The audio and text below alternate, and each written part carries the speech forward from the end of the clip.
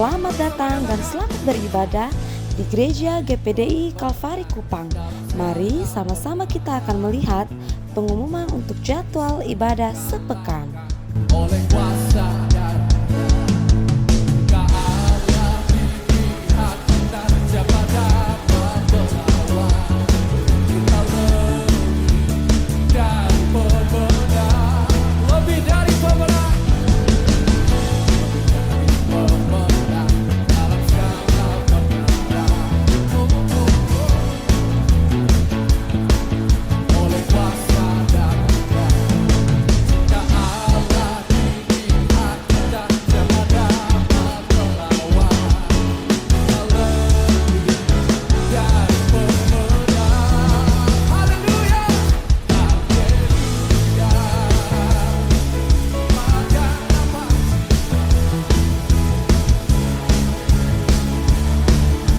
Kami juga mengucapkan selamat datang untuk para jemaat yang baru pertama kali bergabung di Gereja GPDI Kalvari Kupang. Sampai jumpa di ibadah-ibadah selanjutnya ya. Tuhan Yesus memberkati. GPDI Kalvari, sekali Yesus, tetap Yesus. Haleluya. Kita percaya kita mengakhiri tahun ini dengan jadi pemenang. Amin. Katakan bersama. Kami akan mendengarkan kebenaran firman Tuhan. Haleluya. Amin.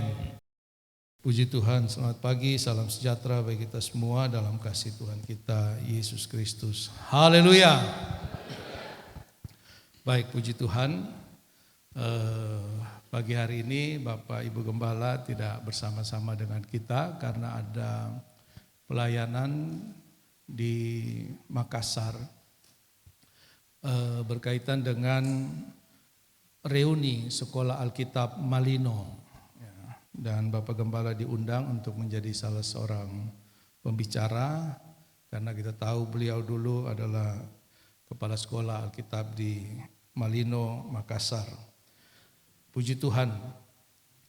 Baik, Bapak Ibu Saudara sekalian, kita masih dalam semangat Pantekosta. Amin. Ya. Kita masih ada di dalam semangat pencurahan Roh Kudus. Baru minggu yang lalu kita merayakan hari Pantekosta, yang sering disebut sebagai hari pencurahan Roh Kudus. Bapak Ibu Saudara sekalian, sebenarnya Pantekosta sudah ada jauh sebelum pencurahan Roh Kudus itu. Karena Pantekosta adalah salah satu hari raya penting orang Israel selain hari raya Paskah dan hari raya Pondok Daun-daunan, di mana Pantekosta dalam budaya Yahudi disebut sebagai hari raya 7 minggu. Nah, atau hari raya perayaan panen raya. Dan Pantekosta itu jatuh tepat di hari ke-50. Makanya dalam bahasa Yunani dipakai kata Pentekoste yang artinya ke-50.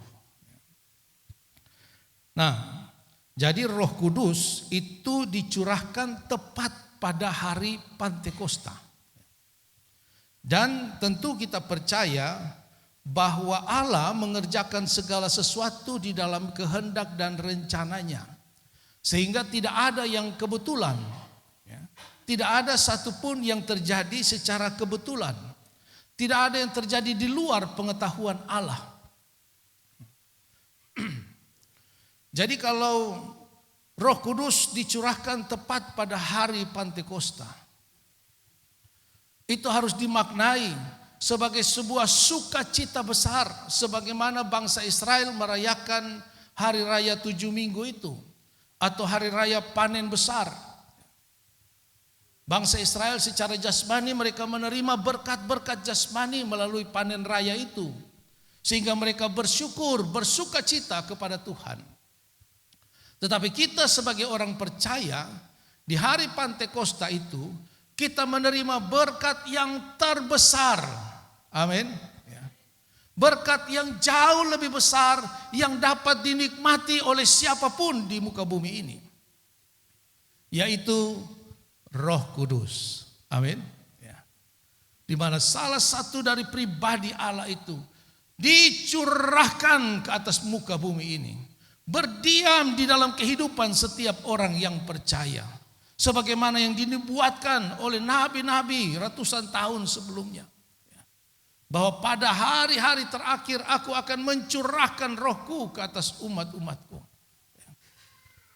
Inilah berkat yang terbesar itu. Inilah berkat yang harus disyukuri oleh setiap orang percaya. Pantekosta dapat disebut sebagai hari kelahiran gereja, saudara. Karena sejak Roh Kudus dicurahkan itulah gereja lahir. Gereja bertumbuh, gereja berkembang. Ditandai dengan lahirnya 3.000 jiwa pertama kali. Sebagai benih awal dari pertumbuhan gereja. Sayangnya gereja tua, gereja mainstream lebih senang merayakan hari reformasi daripada merayakan Pantekosta. Padahal titik awal berdirinya gereja dimulai dari Pantekosta, saudara. Haleluya. Nah, Bapak Ibu Saudara sekalian, karena itu kita perlu mensyukuri berkat Tuhan, anugerah Tuhan yang Tuhan limpahkan dalam kehidupan kita ini. Kalau kita,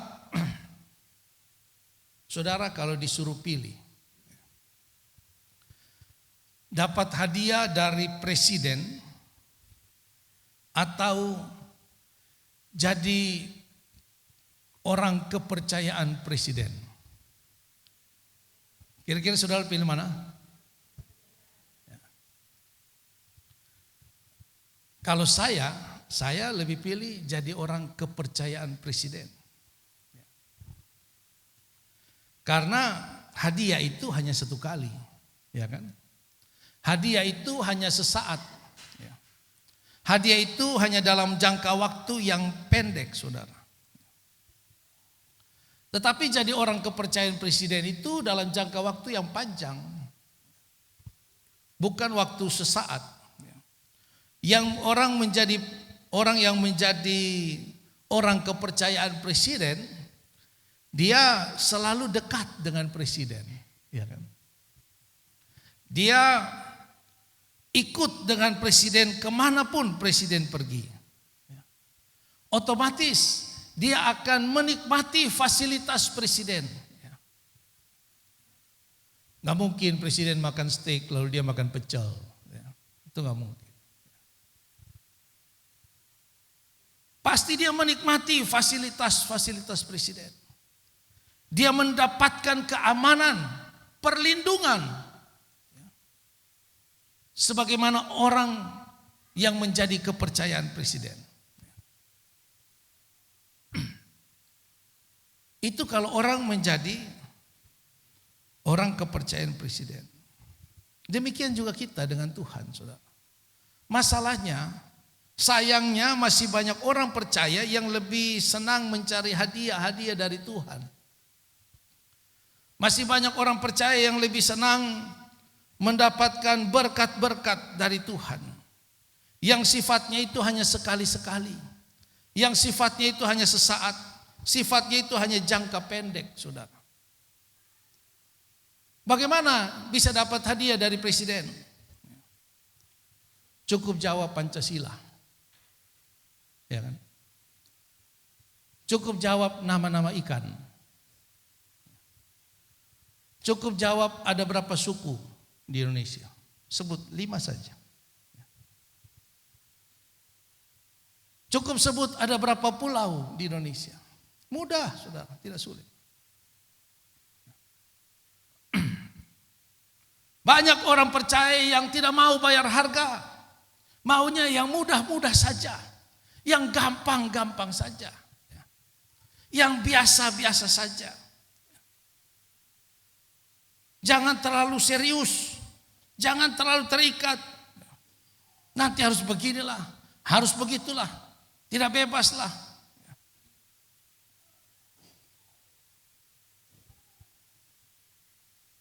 Tapi bagaimana bisa menjadi orang kepercayaan presiden?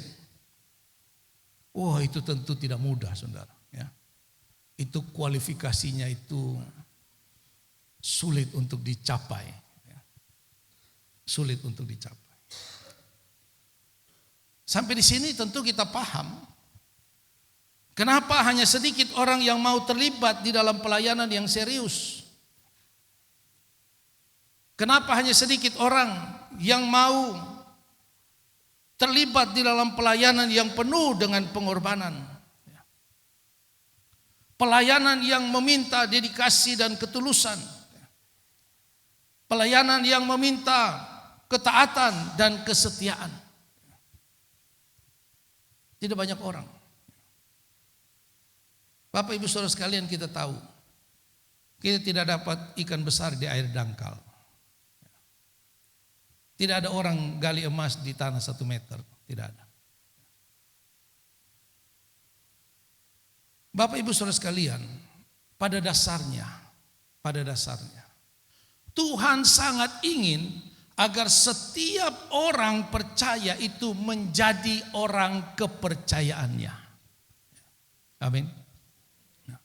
Tuhan sangat rindu agar setiap orang percaya bukan sekedar menjadi percaya kepada Tuhan, tapi juga menjadi orang kepercayaan Tuhan.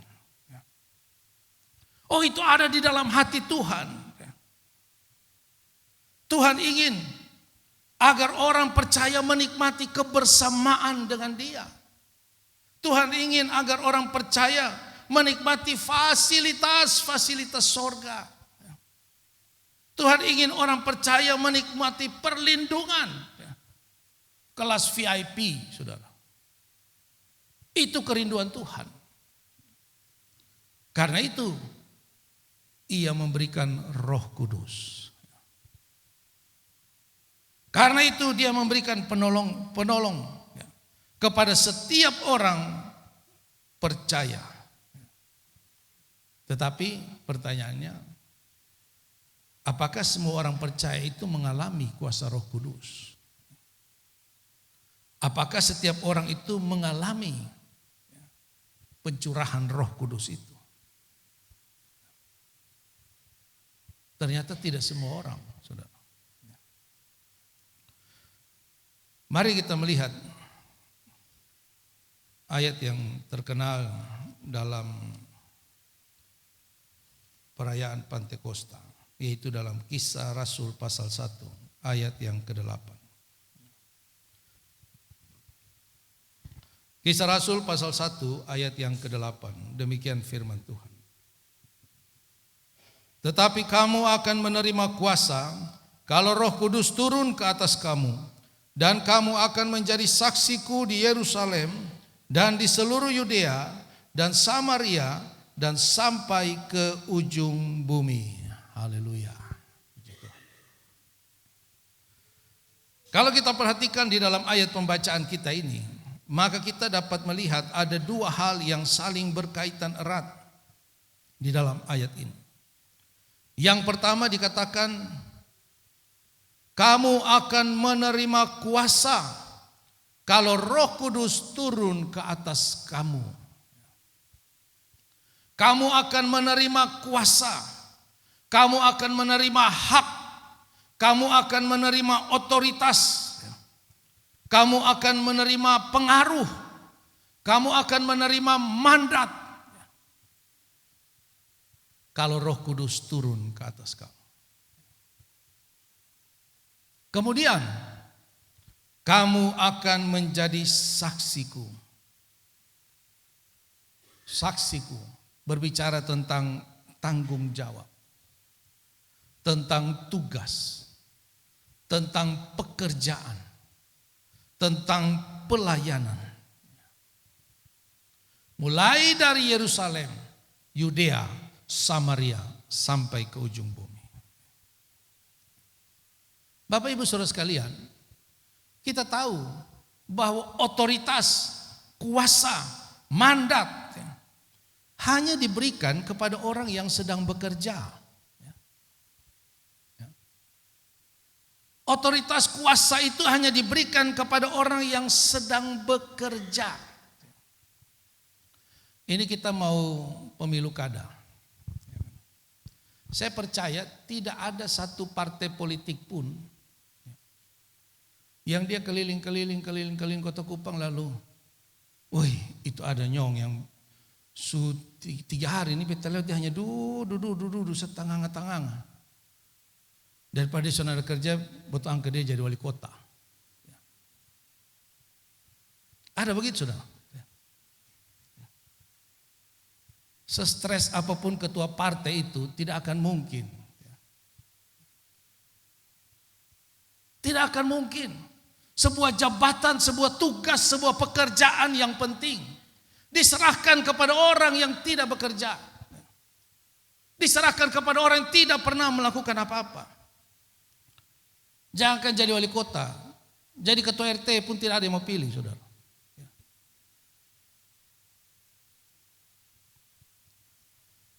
Tapi banyak orang Kristen, dia tidak mau kerja. Tidak mau terlibat. Tidak mau serius. Tidak mau sungguh-sungguh. Yang pertama, siapa yang akan menerima kuasa Roh Kudus itu? Siapa orang yang akan menerima kuasa Roh Kudus itu? Dalam perspektif Pentakosta, mari kita melihat dalam Kisah pasal yang kedua.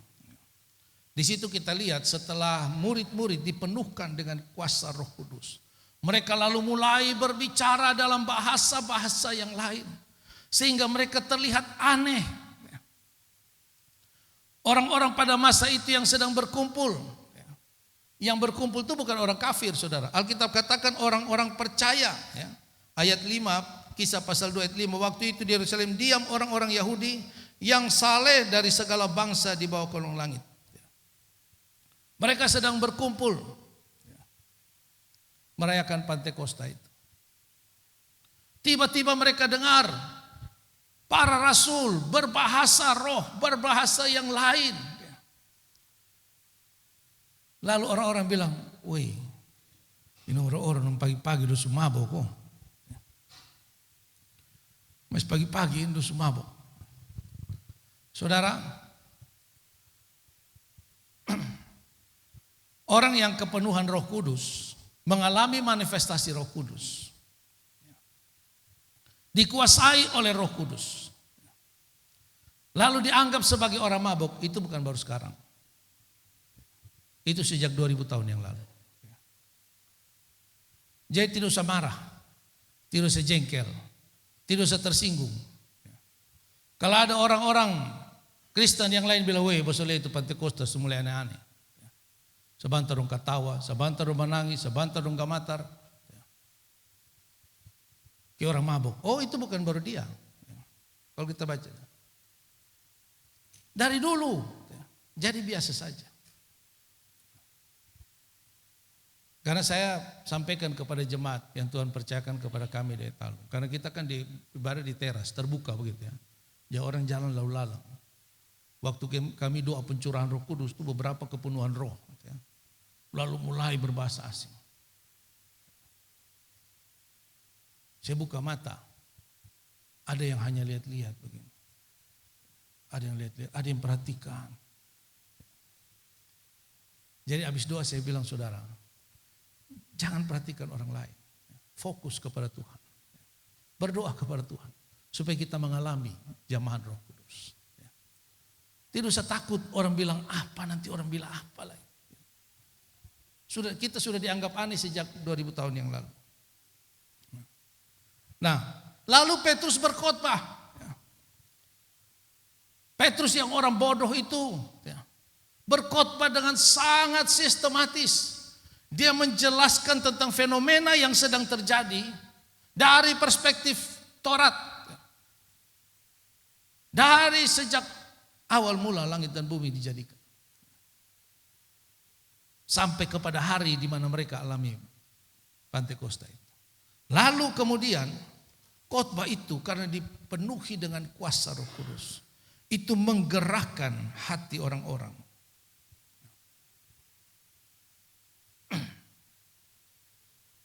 Dan mereka semua, ayat yang ke-37, Kisah 2 ayat 37. Ketika mereka mendengar hal itu, hati mereka sangat terharu.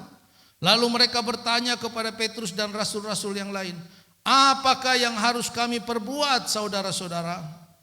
Jawab Petrus kepada mereka, bertobatlah dan hendaklah kamu masing-masing memberi dirimu dibaptis dalam nama Yesus Kristus untuk pengampunan dosamu, maka kamu akan menerima karunia Roh Kudus. Amin. Bapa mengaruniakan Yesus, Yesus mengaruniakan Roh Kudus, Roh Kudus mengaruniakan karunia Roh. Ini yang harusnya diperoleh oleh setiap orang percaya, yaitu karunia Roh lewat kepenuhan Roh Kudus itu.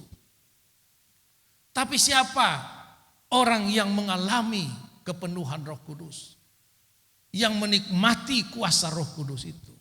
Dikatakan di sini orang yang hidup dalam pertobatan. Amin. Banyak orang Kristen, saudara. Banyak yang percaya Yesus. Tapi tidak banyak orang Kristen yang hidup dalam pertobatan. Masih banyak orang percaya yang pikirannya tidak bertobat. Matanya tidak bertobat. Mulutnya tidak bertobat. Hatinya tidak bertobat. Banyak sudah. Yang model begini tidak mungkin mengalami baptisan Roh Kudus. Tidak mungkin mengalami jamahan Roh Kudus. Tuhan ingin kita mengalami pertobatan itu setiap hari. Pikiran kita diubahkan. Alkitab katakan hendaklah kamu berpikir tentang perkara-perkara yang di atas. Berpikir tentang hal-hal sorgawi. Berpikir hal-hal yang kudus. Berpikir hal-hal yang menyenangkan hati Tuhan. Mata kita perlu pertobatan, saudara. Perlu pertobatan. Di zaman teknologi informasi ini, kita perlu bertobat dengan mata kita. Kita perlu bertobat dengan mulut kita ini. Hati-hati dengan mulut kita. Karena Tuhan Yesus bilang dengan mulut itu kamu menyembah Tuhan. Tapi dengan mulut yang sama kamu menghina orang lain. Mari kita hidup dalam pertobatan sungguh-sungguh. Serius. Agar kita bukan hanya sekedar menjadi orang percaya. Bukan sekedar menjadi orang Kristen. Ini bukan hanya ditujukan kepada saudara, kepada saya juga. Kami semua, kita semua yang masih hidup ini. Kita perlu mengalami pertobatan itu. Amin. Yang kedua, siapa orang yang mengalami kuasa Roh Kudus? Yaitu mereka yang tekun, yang sungguh-sungguh mencari Tuhan. Kisah pasal 1 ayat yang ke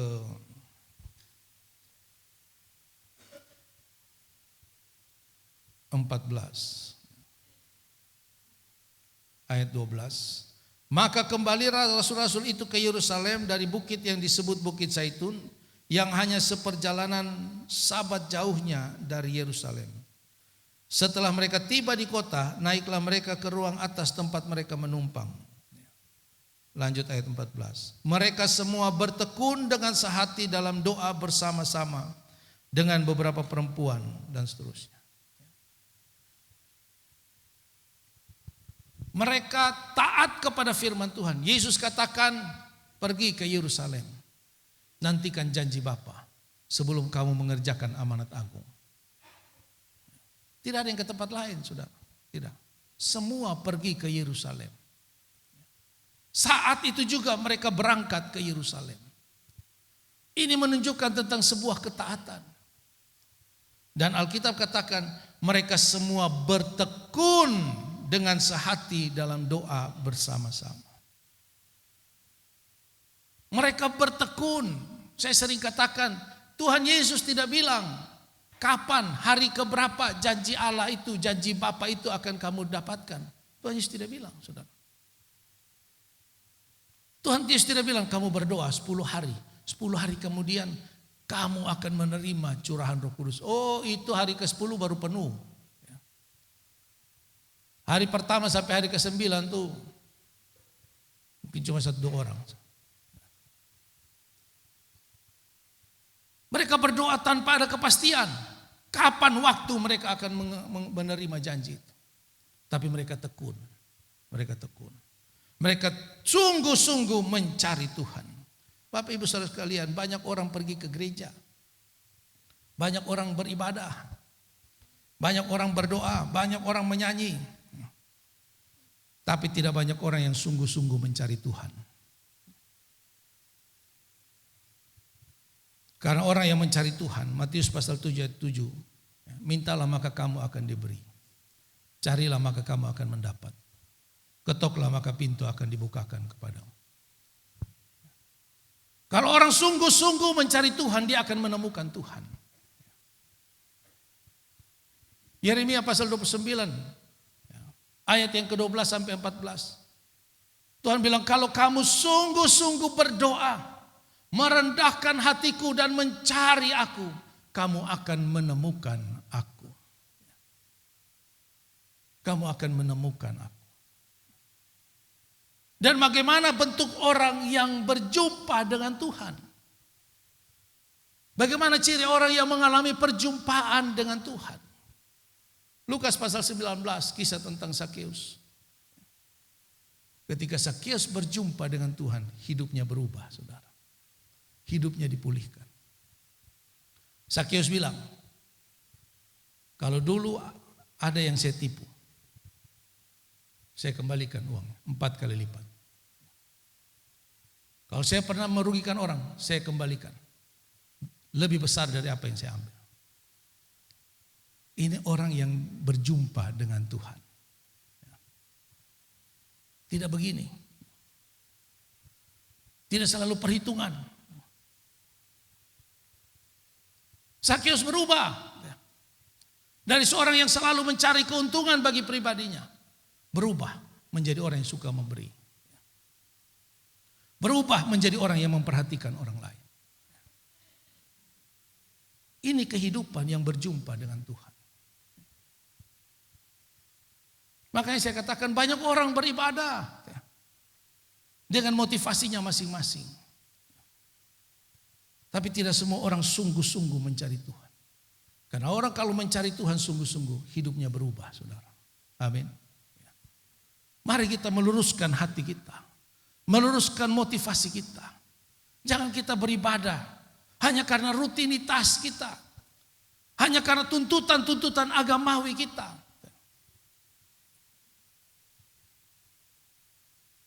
Jangan hanya karena jadwal. Kadang saya kasihan juga ya. Pengurus rayon itu. Mereka harus setia. Nanti kalau yang ketempatan itu dia datang pas dia punya jadwal.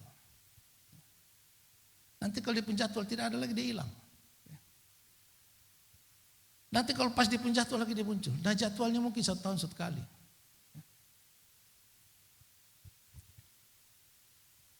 Jadi kita ibadah ini kita cari siapa? Kalau tugas kita datang, tapi kalau soal tugas biasa. Apakah kita sungguh-sungguh mencari Tuhan?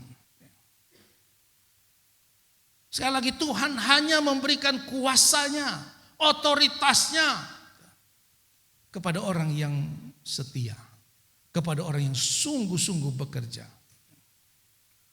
Dan yang ketiga, siapa orang yang mengalami baptisan Roh Kudus? Mereka orang yang taat kepada firman Tuhan. Mereka yang taat kepada firman Tuhan. Kisah Rasul pasal yang ke-5.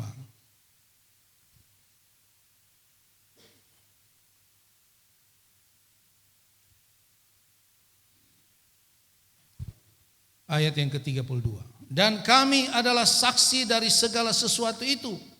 Kami dan Roh Kudus yang dikaruniakan Allah kepada semua orang yang mentaati Dia. Haleluya. Di pasal 5 bagian awal itu ada 2 orang suami istri yang belum mengalami baptisan Roh Kudus, belum mengalami kuasa Roh Kudus. Hidupnya belum diubahkan, tapi dia mau menunjukkan diri seolah-olah diubahkan. Nah, kalau kita baca pasal 4 bagian terakhir, cara hidup jemaat mula-mula, mereka membagi-bagikan segala sesuatu yang mereka punya. Mereka tidak menjadi orang yang egois. Mereka memperhatikan kebutuhan sesama mereka. Lalu Ananias dan Safira dalam hati, memangnya cuma dosa, kau potong juga bisa. Potong pun tanah juga banyak. Mama, jual salah satu. Bagi, supaya dong tahu. Dong pikir hanya dong saya bisa bagi-bagi. Jual. Jual habis ternyata tanah laku mahal. Terima odoi banyak. Dong dua mulai pusing. Wih, ternyata banyak juga ya. Kayaknya dong su cukup lah. Kayaknya rasul-rasul dong su banyak lah. Bukan kayak dulu lagi. Wah, dong jemaat su banyak. 3.000 jiwa. Coba. Kita tahu cerita itu ya. Sudah tak usah kasih semua. Nah, ini orang yang belum hidupnya diubahkan. Tapi mau kasih tunjuk diri seperti sudah diubahkan. Jangan coba-coba saudara. Nanti kita sendiri yang rugi. Karena Allah dia menguji hati kita. Amin. Allah menguji hati kita. Siapa orang yang dikaruniakan kuasa Roh Kudus? Dikatakan Petrus tadi, orang-orang kami yang taat kepada firman Tuhan. Roh Kudus dikaruniakan kepada orang-orang yang mau sungguh-sungguh taat kepada firman Tuhan. Banyak orang Kristen tahu firman Tuhan, saudara. Banyak orang Kristen hafal ayat firman Tuhan. Tapi tidak banyak orang yang taat firman Tuhan. Saya ini kalau lihat YouTube atau Instagram, kalau ada yang olahraga itu untuk turun perut, saya save, kirim ke saya punya WhatsApp. Wih, sudah terlalu banyak. Kalau saudara mau lihat, nanti saya kasih tunjuk. Mau yang gerakan apa semua ada, saudara. Besok pagi, tenang. Besok pagi ini kita berkeringat betul. Di mana? Ya. Sukana kopi ini, ya, sudah depan komputer sudah masih ada besok. Ya. Tahu, ya. Gerakan tuh hafal di kepala sini, tapi mau lakukan sabar dulu. Sabar. Banyak orang percaya juga begini. Oh mau Alkitab, lu belum sekolah Alkitab nih, ya. Botol sudah belajar di Alkitab dong. Jajar. Tapi di mana? Hanya sampai di pengetahuan saja. Banyak orang Kristen itu hanya beriman logika. Hanya beriman di dalam logika saja. Tidak sampai kepada hati nuraninya. Tidak sampai kepada tindakan-tindakan. Bapak Ibu Saudara sekalian, ingat Tuhan mau kita menjadi orang kepercayaannya. Amin. Wah, ini luar biasa saudara. Ini luar biasa. Tuhan mencari, Alkitab katakan mata Tuhan mencari ke seluruh penjuru bumi orang-orang yang dapat dilimpahkan anugerahnya. Ini dahsyat saudara. Bukan kita yang cari, Tuhan yang cari. Tapi tentu Tuhan mencari orang-orang yang punya kualifikasi. Sebagai orang-orang yang hidup dalam pertobatan. Orang yang tekun sungguh-sungguh mencari Tuhan. Dan orang yang taat kepada firman Tuhan. Bapak Ibu Saudara sekalian, memang ada tanggung jawab yang berat. Memang ada tanggung jawab yang berat ketika kita melayani Tuhan. Tapi itu tidak sebanding dengan kemuliaan yang Tuhan sediakan. Saudara. Ya. Oh, itu tidak sebanding dengan berkat, pertolongan, perlindungan yang Tuhan karuniakan bagi setiap kita. Tidak sebanding.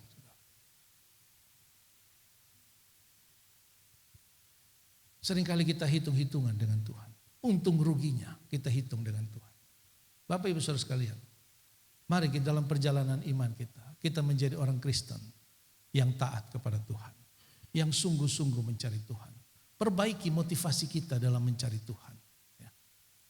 Kalau dalam pekerjaan apa kita, sesibuk apapun, kita sakit pun kita berjuang, berusaha untuk bisa bekerja. Tapi seringkali dalam penurutan kepada Tuhan. Jangankan sakit, capek sedikit, aduh Tuhan tahu.